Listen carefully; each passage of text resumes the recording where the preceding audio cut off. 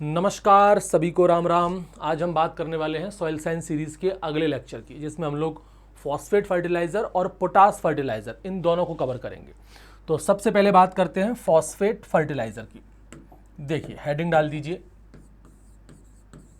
Phosphate fertiliser. देखो भाई, सबसे बड़ा जो सोर्स है, जो मेजर सोर्स है फॉस्फेट फर्टिलाइजर का, वो है रॉक फॉस्फेट। आपको जानकर के हैरानी होगी, जब रॉक फॉस्फेट के बारे में हम नहीं जानते थे उस समय भी हम फॉस्फेट फर्टिलाइजर का इस्तेमाल करते थे। और आपको पता है फॉस्फेट फर्टिलाइजर उस समय कहाँ से मिलता था? हड्डियों से। हमारी जो हड्डियां हैं ना, हालांकि इंसानों की हड्डियों से नहीं, लेकिन जानवरों की जो हड्डियां हैं, हालांकि हम जानवरों की हड्डियों में भी बहुत फॉस्फोरस है, कैल्शियम है, हम इंसानों की हड्डियों में भी बहुत फॉस्फोरस और कैल्शियम है। तो हड्डियों का इस्तेमाल किया जाता था फॉस्फेट बनाने के लिए, फॉस्फेट फर्टिलाइजर बनाने के लिए। हालांकि अब तो इन पर रोक है, कोई हड्डियों का इस्तेमाल नहीं करता है। अब जो मेजर सोर्स हमारा फॉस्फेट फर्टिलाइजर का है वो रॉक फॉस्फेट है, मेजर सोर्स क्या है? Rock phosphate. अब ज़्यादातर जो रॉक फॉस्फेट या फॉस्फेट फर्टिलाइजर जो है वो आपके रॉक फॉस्फेट से ही बनाए जाते हैं, लेकिन पहले जो मैन्युफैक्चरर थे वो हड्डियों का इस्तेमाल करते थे। सबसे ज़्यादा रॉक फॉस्फेट के रिजर्व की बात करें कि सबसे ज़्यादा रॉक फॉस्फेट किस कंट्री के पास है, तो वो है मोरक्को। मेजर रिजर्व, नाम सुना है कभी मोरक्को का? गूगल पे सर्च कर लेना, मोरक्को। मोरक्को है, यूएसए है, चाइना, रशिया और आपका टूनीसिया। ये 5 कंट्रियाँ ऐसी हैं जो पूरी दुनिया का 75% रॉक फॉस्फेट रिजर्व रखी हुई हैं। सबसे ज़्यादा किसके पास है भाई? मोरक्को के पास है। मोरक्को के बाद यूएसए के पास है, फिर चाइना के पास है, फिर रशिया के पास है, फिर टूनीशिया के पास है। ये जो 5 कंट्रियां हैं ना, इन 5 कंट्रियों ने पूरी दुनिया का 75% रॉक फॉस्फेट रखा हुआ है। रखा हुआ से मतलब है इनकी किस्मत है भाई, इनकी यहाँ पर पाया जाता है। ये 5 कंट्रियां कवर कर लेती हैं about 75% reserve of the rock phosphate. यानी सबसे ज़्यादा रॉक फॉस्फेट जो है वो इन्हीं के पास पाया जाता है, जिसमें नंबर 1 पर कौन है? मोरक्को है। मोरक्को सबसे ज़्यादा रॉक फॉस्फेट मोरक्को के पास ही पाया जाता है। चलो फॉस्फेट फर्टिलाइजर के क्लासिफिकेशन की बात करते हैं। इसको बेसिकली हम लोगों ने 3 क्लास में क्लासीफाई किया है। क्लासिफिकेशन कितनी क्लासेस में? 3 क्लासेस में। एक तो है भाई वाटर सॉल्युबल। कौन से हैं? Water soluble. एक है सिट्रेट सॉल्युबल। सिट्रेट समझते हो? सिट्रेट का मतलब होता है सिट्रिक एसिड। सिट्रेट का मतलब क्या है? सिट्रिक एसिड है, तो सिट्रेट भी कहते हैं, सिट्रिक एसिड भी कहते हैं। और तीसरी कैटेगरी है वाटर एंड सिट्रेट इनसॉल्युबल। ऐसा फर्टिलाइजर जो पानी के अंदर भी नहीं घुलेगा और सिट्रेट के अंदर भी नहीं घुलेगा। एक एक करके देखें तीनों को। सबसे पहले हम बात करते हैं यहां पर वाटर सॉल्युबल फर्टिलाइजर की। Water soluble phosphate fertiliser. ठीक है, ऐसे कौन कौन से फर्टिलाइजर हैं जो पानी के अंदर घुल जाते हैं, उनकी हम लोग चर्चा करेंगे। तो देखिए भाई, इसमें जो मोस्ट कॉमन है, मोस्ट कॉमन जो आपने नाम सुना होगा, एसएसपी। किस किस ने नाम सुना है भाई? एसएसपी।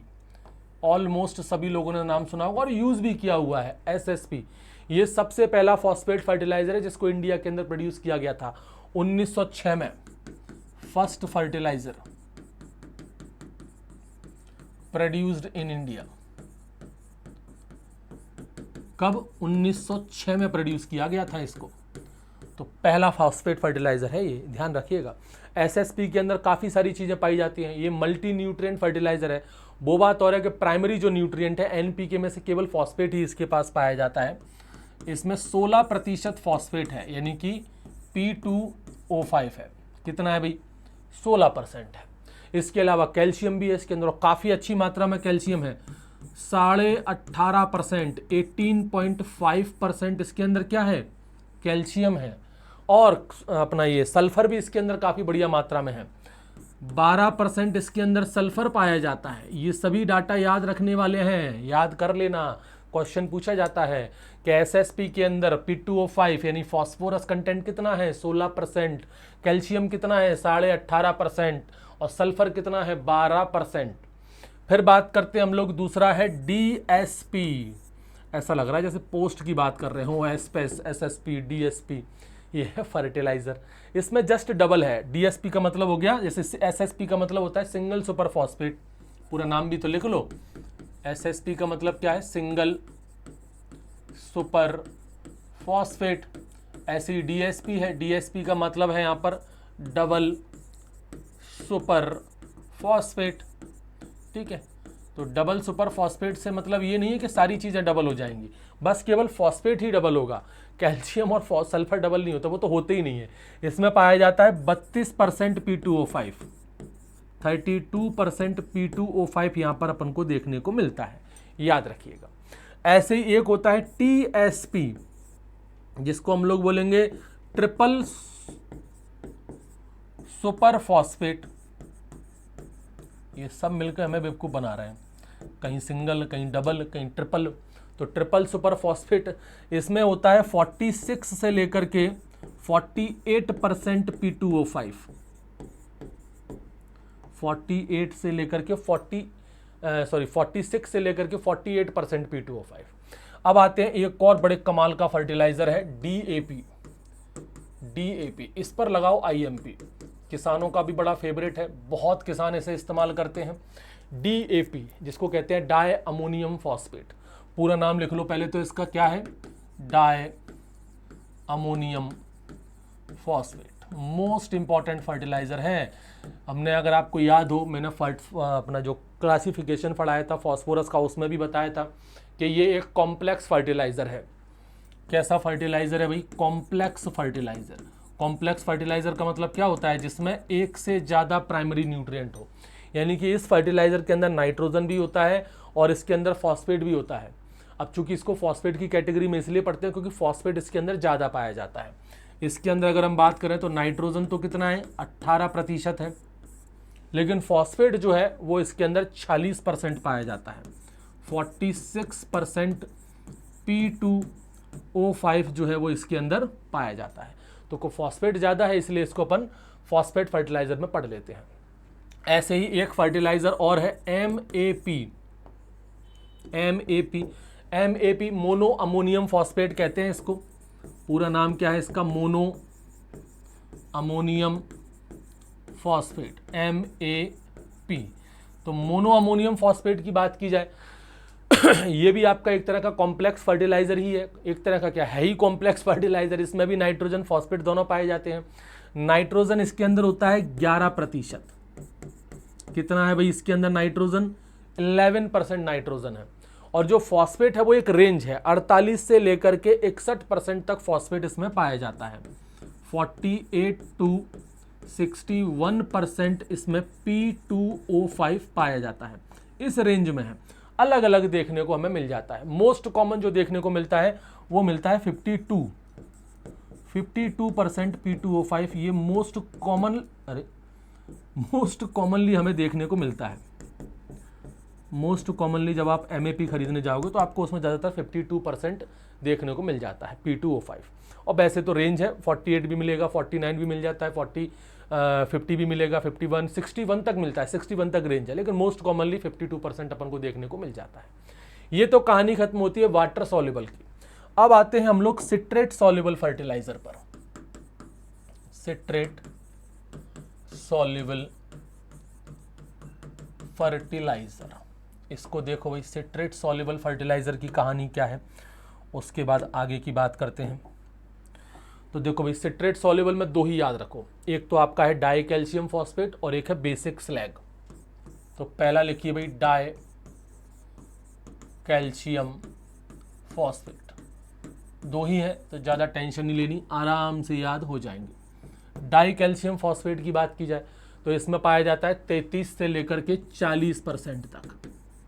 क्या, P2O5 और क्या चाहिए भाई आपको, इसमें यही मिलेगा 33 से लेकर के 40% तक P2O5। फिर उसके बाद आ जाओ, दूसरा है basic slag. Basic slag basic slag में क्या पाया जाता है भाई, इसमें भी P2O5 ही है। कितना पाया जाता है, इसमें पाया जाता है 14 से लेकर के 18%, 14 to 18% P2O5 इसके अंदर देखने को मिलता है। ये कहानी खत्म हुई सिट्रेट सॉल्युबल की। अब चलते हैं हम लोग वाटर और सिट्रेट इनसॉल्युबल पर। देखो, वाटर एंड सिट्रेट इनसॉल्युबल, ना तो ये पानी में घुलेंगे ना ही ये सिट्रिक एसिड में घुलेंगे, जिसमें सबसे popular rock phosphate, rock phosphate वही जिसका अपन ने पता किया, तभी थोड़ी देर पहले बात की थी कि ये मेजर सोर्स है फॉस्फेट फर्टिलाइजर का। रॉक फॉस्फेट के अंदर 20 से लेकर के 20% से लेकर के 40% तक P2O5 पाया जाता है। कितना है, 20 से लेकर के 40% तक, इंपॉर्टेंट है। इसके अलावा बोन मील, वही मैंने बताया था ना, हड्डियों से भी पहले हड्डियों से बनाए जाते थे, आज भी इस्तेमाल होते हैं, ऐसी नहीं है। अब भाई हड्डियां हैं, क्या करोगे भाई, नॉर्मली डिकम्पोज होने, जानवरों की तमाम हड्डियां वगैरह रहती हैं, उनका इस्तेमाल हो जाता है, आज भी कर लेते हैं। रो बोन मील, इसमें 20 से लेकर के 25% तक है, 20 से लेकर के 25% तक P2O5 इसके अंदर, क्या हुआ भाई, कुछ नहीं, 20 से लेकर के 25% तक इसके अंदर P2O5 पाया जाता है। इसके अलावा स्टीम्ड बोन मील जो है वो स्टीम्ड है, उसमें भी बदल जाता है कंटेंट, तो स्टीम्ड बोन मील के अंदर अपना 20 से लेकर के 30% तक हो जाता है, 20 to 30% P2O5, ये आपका स्टीम्ड बोन मील हो गया। है कोई दिक्कत इसके अंदर? ये तो कहानी खत्म होती है आपकी फॉस्फेट फर्टिलाइजर की। ठीक, अब चलते हैं हम लोग पोटैसिक फर्टिलाइजर पर। हेडिंग डाल दीजिए पोटैसिक फर्टिलाइजर, जिससे हमें क्या मिलता है, पोटेशियम। आपको पता है पोटैसिक फर्टिलाइजर हमारे भारत में नहीं बनता, हमारे भारत में पोटैसिक फर्टिलाइजर बनता ही नहीं है, कहीं पर भी नहीं बनता। यानी हमारे भारत में जितना भी पोटैसिक फर्टिलाइजर है वो सब दूसरी कंट्री से आता है, बिल्कुल भी नहीं बनता। क्यों नहीं बनता भाई? By potassic fertiliser are not produced in India. Note में लिख लो भाई, अच्छा पॉइंट है ये तो। बाय पोटैसिक फर्टिलाइजर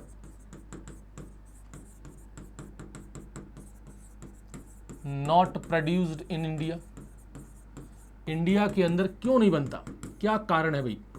इसलिए नहीं बनता क्योंकि पोटैसिक फर्टिलाइजर जिस चीज से बनेगा वो है ही नहीं हमारे पास भाई, उसके लिए रॉ मटेरियल चाहिए ना। तो पोटैसिक फर्टिलाइजर का कोई भी सोर्स हमारे भारत के पास नहीं है। We do not have any source of potash in any form, हमारे पास कोई सोर्स ही नहीं है। Do not have any source of potash का कोई भी सोर्स हमारे पास नहीं है, किसी भी रूप में नहीं है, इन एनी फॉर्म। तो जब हमारे पास सोर्स ही नहीं है तो पोटास फर्टिलाइजर हम लोग बनाएंगे कैसे? इसलिए भारत पूरी तरह से इंपोर्ट पर डिपेंड है पोटैसिक फर्टिलाइजर के मामले में। यानी हमारे भारत के अंदर जितना भी पोटैसिक फर्टिलाइजर है वो पूरा की पूरा इंपोर्टेड है, एंटायरली इंपोर्टेड, सब की सब दूसरी कंट्रियों से आया हुआ है। और सबसे ज़्यादा हमारा भारत जो पोटास फर्टिलाइजर मंगाता है वो कनाडा से मंगाता है, कनाडा से, इजराइल से, जॉर्डन से। सबसे ज़्यादा किससे मंगाते हैं हम लोग? वैसे तो कनाडा से मंगाते हैं। और कनाडा ही अगर हम बात करें तो ओवरऑल पूरी दुनिया में सबसे ज़्यादा पोटास फर्टिलाइजर कनाडा ही प्रोड्यूस करता है। World largest potash fertiliser producer यही है, वर्ल्ड लार्जेस्ट पोटास फर्टिलाइजर, सबसे ज़्यादा पोटास फर्टिलाइजर जो है वो कनाडा ही है। पूरी दुनिया का कम से कम नहीं तो 32%, लिख सकते हो इस पॉइंट को भी आप, 32% ऑफ द टोटल, पूरी दुनिया का जितना भी पोटास फर्टिलाइजर है उसका कम से कम 32% फर्टिलाइजर अकेला कनाडा प्रोड्यूस करता है। तो सीधी सी बात है, सबसे ज़्यादा भाई, अब कनाडा देश वैसे भी छोटा है, इतना इस्तेमाल है नहीं, तो सबसे ज़्यादा एक्सपोर्ट भी यही करता है और हमारा भारत भी इसी से लेता है। तो चलो भाई, कौन किससे लेता है वो हमारा सोर्स नहीं है, हम बात करेंगे पोटास फर्टिलाइजर की। पोटास फर्टिलाइजर में सबसे पहला जो फर्टिलाइजर है वो है KCl, IMP लगाइए, मोस्ट इंपॉर्टेंट है। कई सारे नामों से जाना जाता है KCl, वैसे तो नॉर्मल इसको क्या बोलेंगे, पोटेशियम क्लोराइड। इसको म्यूरेट ऑफ पोटास भी कहते हैं, वैसे तो इसे क्या कहते हैं हम लोग, पोटेशियम क्लोराइड, और इसे म्यूरेट ऑफ पोटास भी कहा जाता है। तो potassium chloride, muriate of potash, या शॉर्ट में कह देते हैं MOP। तो ध्यान रखना MOP भी यही है, KCl को ही हम MOP कहते हैं, म्यूरेट ऑफ पोटास। इसमें जो पोटास का परसेंटेज है ना वो बड़ा खतरनाक है। K2O परसेंटेज कितना है, 60% है, हाईएस्ट परसेंटेज है ये, हाईएस्ट। इतना पोटास किसी भी फर्टिलाइजर में नहीं पाया जाता। हाईएस्ट परसेंट ऑफ पोटास, सबसे ज़्यादा पोटास जो है वो इसी KCl के अंदर, पोटेशियम क्लोराइड के अंदर पाया जाता है। K2O 60% है इसके अंदर। और हमारे भारत में ऑलमोस्ट जितना भी पोटास फर्टिलाइजर इस्तेमाल होता है उसका 99% कंजप्शन इसी का ही है। 99% consumption among the potash fertiliser, यानी कि जितने भी पोटास फर्टिलाइजर हम इस्तेमाल करते हैं उनमें 99% कंजप्शन जो है वो हम लोग इसी पोटेशियम क्लोराइड का ही कर रहे हैं। उसके पीछे का कारण यह है कि एक तो सस्ता बहुत है, बहुत ईजिली है इस्तेमाल, मतलब बहुत ईजिली अवेलेबल है, मोस्ट कॉमनली यूज्ड है, और ऊपर से 60% हाईएस्ट परसेंटेज में अवेलेबल है। तो उसका एक कारण क्या है कि एक तो सस्ता है, चीपेस्ट है, एंड मोस्ट कॉमनली यूज्ड, और उसमें पोटास का जो प्रतिशत है वो भी ज़्यादा है, 60% है। बस इसमें कुछ कमियां हैं, कमी जैसे कि ये एसिडिक सॉइल के लिए, हैवी सॉइल के लिए तो बढ़िया है, सूटेबल। ये क्वेश्चन पूछा जाता है, IMP लगा देना इस पर, क्वेश्चन तो खैर सभी पॉइंट पर पूछे जाते हैं। तो ये सूटेबल है for the acidic and heavy soil, acidic soil and heavy soil के लिए बहुत बढ़िया है। लेकिन सैलाइन सॉइल जहां पर या एल्कलाइन सॉइल जहां पर आ जाती है वहां पर ये काम नहीं करता। बट नॉट सूटेबल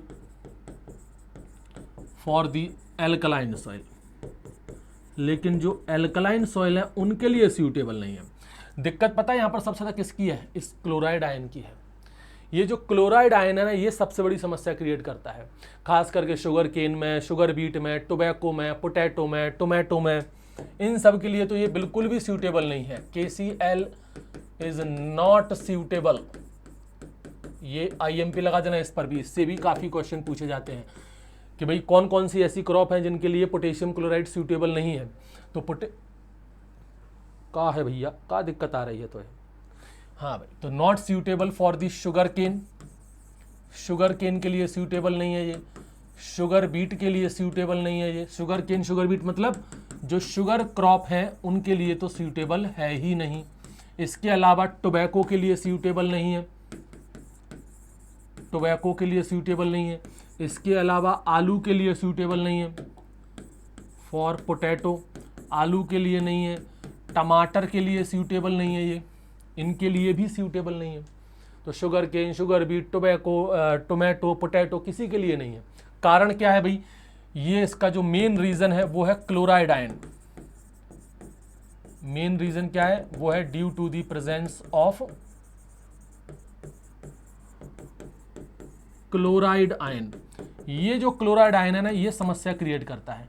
ये जो क्लोराइड आयन है ये शुगर ट्रांसलोकेशन में समस्या क्रिएट करता है, शुगर ट्रांसलोकेशन, ये इंटरफेयर करता है शुगर ट्रांसलोकेशन में। यानी कि जहाँ पर अगर आपने KCl का इस्तेमाल कर लिया गन्ने की खेती में या शुगर बीट में तो शुगर प्रोडक्शन ठीक से नहीं होता है, मतलब शक्कर का बनना उसमें अच्छा नहीं होता है। इसके अलावा टोबैको के अंदर जो बर्निंग क्वालिटी होती है, भाई टोबैको की खेती करते ही काय के लिए है, हुक्का मारने के लिए, धुआं छोड़ने के लिए, तो जो बर्निंग क्वालिटी है वो इस क्लोराइड आयन से प्रभावित होती है, ये समस्या है। आलू के अंदर भाई इसमें जो स्टार्च फॉर्मेशन है वो दिक्कत देता है, तो दिक्कत ही दिक्कत है यहाँ पर। तो फिर क्या करें भाई, यहाँ पर पोटेशियम तो देना पड़ेगा। तो ऐसी कंडीशन में ये जो क्रॉप है, शुगर केन है, शुगर बीट है, टोबैको है, पोटैटो है, टोमेटो है, यहाँ पर पोटेशियम क्लोराइड का ना इस्तेमाल करके हम लोग पोटेशियम सल्फेट और पोटेशियम नाइट्रेट का इस्तेमाल कर सकते हैं। In such crop instead of potassium chloride we can use potassium nitrate. Potassium nitrate का आप इस्तेमाल कीजिए, पोटेशियम सल्फेट का आप इस्तेमाल कीजिए, एंड K2SO4 पोटेशियम सल्फेट का आप इस्तेमाल कर सकते हो। चलो वैसे बात करें, इनकी बात करते हैं, चलो K2SO4 क्या बोलते हैं इसको? Potassium sulphate, potassium sulphate. तो पोटेशियम सल्फेट की बात करें, पोटेशियम सल्फेट में क्या क्या पाया जाता है? एक तो सल्फेट लिखा है तो सल्फर तो होगा ही होगा, और पोटेशियम तो है ही। तो इसमें पाया जाता है 48 से लेकर के 50% तक K2O। कितना? 48 से लेकर 50% तक इसमें K2O पाया जाता है। और जैसे मैंने कहा सल्फर तो है ही, तो 17.5% इसमें सल्फर है। कोई छोटा मोटा कंटेंट नहीं है, अच्छा खासा है, 17.5% इसमें सल्फर पाया जाता है।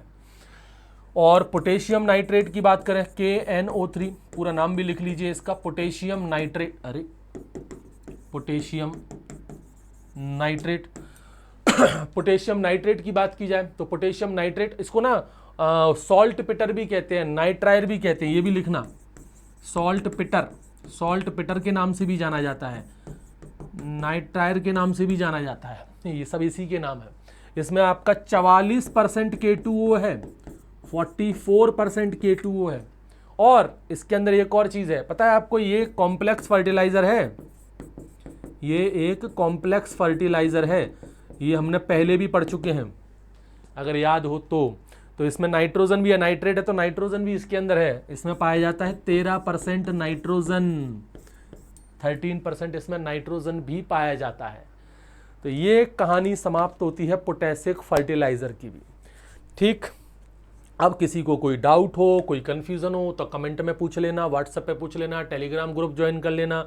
टेलीग्राम की जो लिंक है वो डिस्क्रिप्शन में मिल जाएगी। किसी कोर्स के बारे में जानना हो, कोई कोर्स ज्वाइन करना हो तो सीधे आप मुझे व्हाट्सएप पर मैसेज कर सकते हो, कॉल कर सकते हो।